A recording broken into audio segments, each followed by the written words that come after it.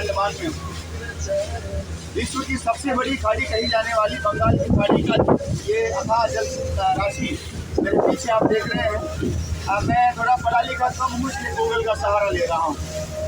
भारत के महान ग्रंथों में इसे महोदधि कहा गया है। पुराणों में हमने इसे पढ़ा है। भारत का अभिन्न अंग के रूप में हम इसे सदैव प्यार करते रहे, पूछते रहे और इसकी कहीं न कहीं गाथा सुनने, समझने और देखने कहने को हमें मिलती रही।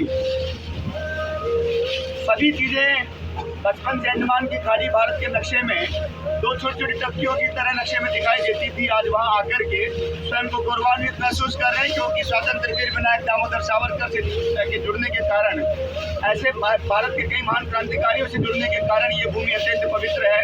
हम लोगों के लिए सम्माननीय है, पूजनीय है, वंदनीय है, अनुकरणीय है, स्मरणीय है। और इसलिए आप सबको इस अच्छी यात्रा के बीच ये बताना बहुत ज़रूरी है कि यहाँ पर पर्यावरणीय खतरों के कारण यहाँ की जलवायु कहीं न कहीं प्रदूषित होती जा रही है।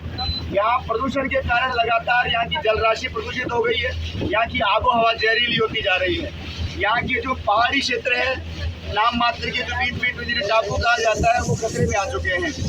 यहाँ के खतरों को लेकर के जो दो चार बातें जो बताई गई है वो गूगल पर उपलब्ध है। आप लोग अगर देखेंगे तो आपको ध्यान में आएगी।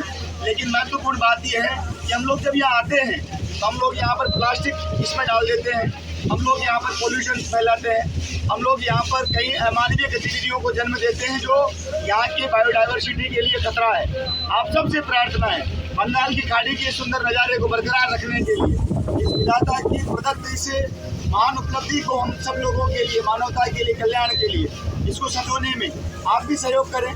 बंगाल आइए, बंगाल की खाड़ी को देखिए, अंडमान का ये जो सुंदर विहंगम दृश्य है उसका आनंद लीजिए। लेकिन कम से कम अपने आनंद के साथ आने वाली पीढ़ी के लिए इस लायक छोड़िए कि वो भी इसका आनंद ले सके। बहुत बहुत धन्यवाद। वंदे मातरम।